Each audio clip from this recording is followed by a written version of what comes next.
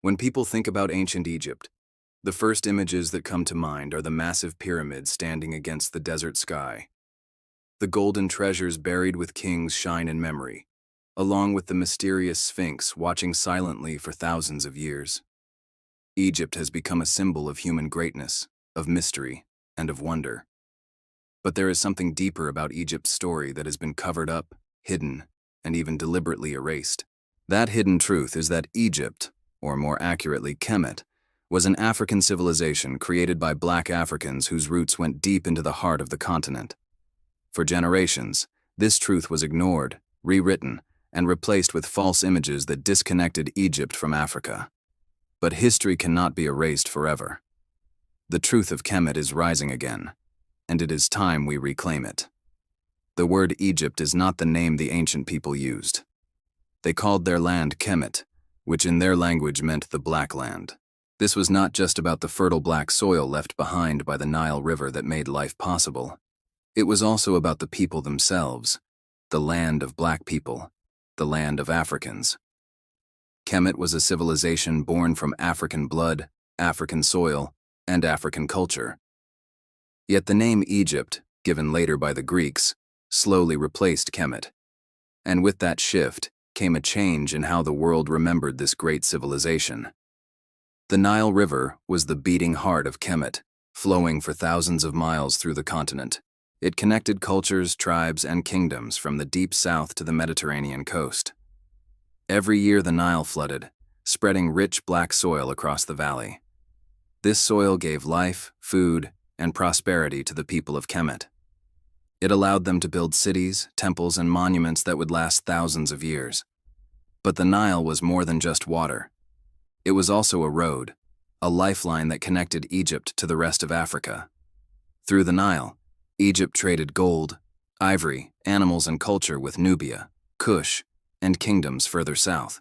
It was impossible to separate Egypt from Africa because the Nile tied them together like a thread through history. The people of Kemet looked African, lived as Africans, and shared African traditions. Ancient tomb paintings show men and women with dark brown and black skin tones. They had curly and coiled hair, wearing braided hairstyles still seen across Africa today. Their art, clothing, and traditions were rooted in the continent.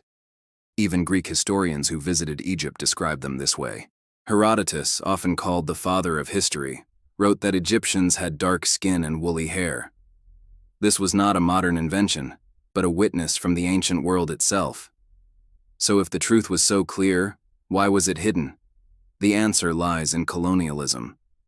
When European powers began conquering Africa in the 18th and 19th centuries, they wanted to portray Africa as a land of savages.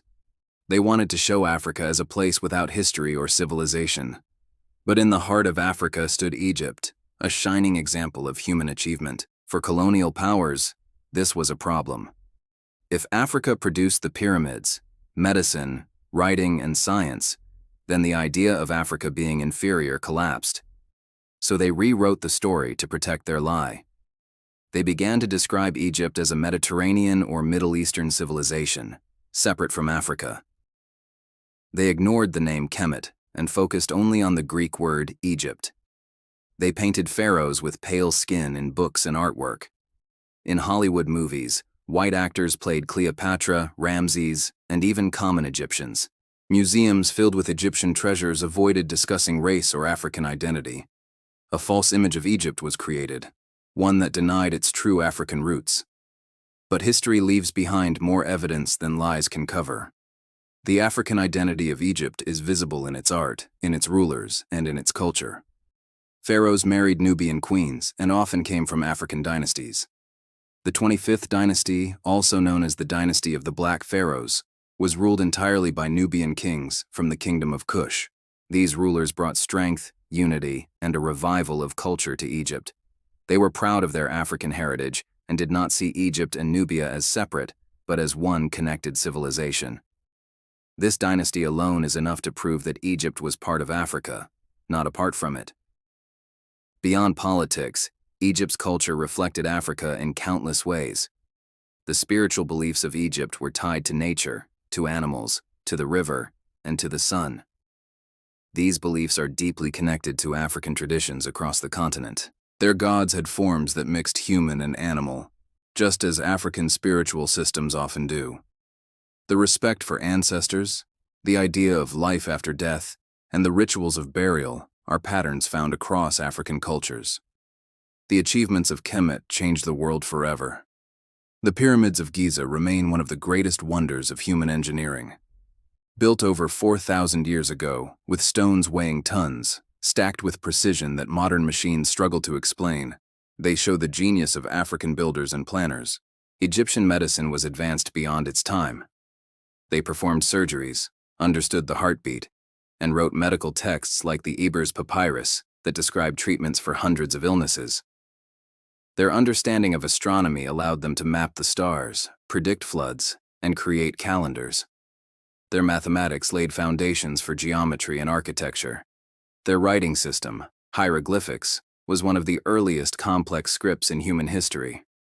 Many of the ideas that later shaped Greek and Roman thought can be traced back to Kemet. Yet despite all this, the African identity of Egypt was erased from textbooks.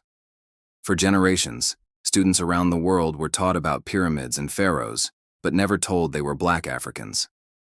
Children in Africa were raised to believe their ancestors were slaves, not scientists, kings, and inventors.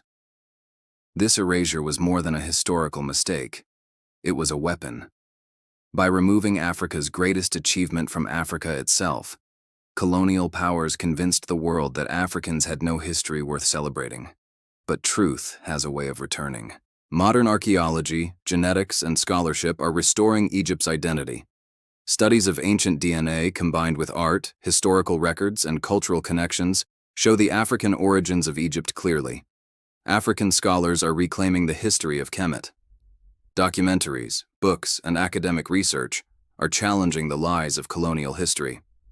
The story of Egypt is being retold not as a separate miracle, but as part of the long tradition of African greatness. Africa has always been a continent of innovation, leadership, and culture. Kemet is its most famous example, but not the only one. From Nubia to Ethiopia, from Mali to Ghana, Africa has produced kingdoms, scholars, and achievements that shaped the world. By understanding Kemet as African, we also open the door to recognizing the richness of Africa as a whole.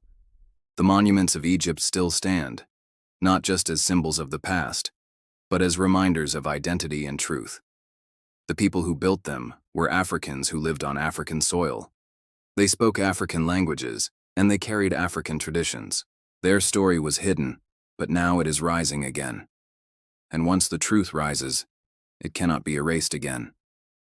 Kemet, the Black Land, gave the world more than pyramids. It gave the world knowledge, science, and spirituality. It gave the world leaders who were warriors and philosophers. It gave queens who were strategists and diplomats. It gave priests who studied the stars, and artists whose work still inspires us today. The story of Kemet is the story of Africa's contribution to humanity. So the next time you hear the word Egypt, do not imagine a land separated from Africa. Imagine Kemet, the Black Land, the land of the Nile, the land of Africans who built wonders with their hands and their minds. Egypt is Africa. Kemet is Africa. And the world must honor this truth. Because history is not just about the past, it is about identity. And when identity is stolen, people lose their pride. But when the truth is restored, people rise again. The Nile always floods. The river always returns. And just like the Nile, the truth of Kemet always rises, no matter how many times it is buried.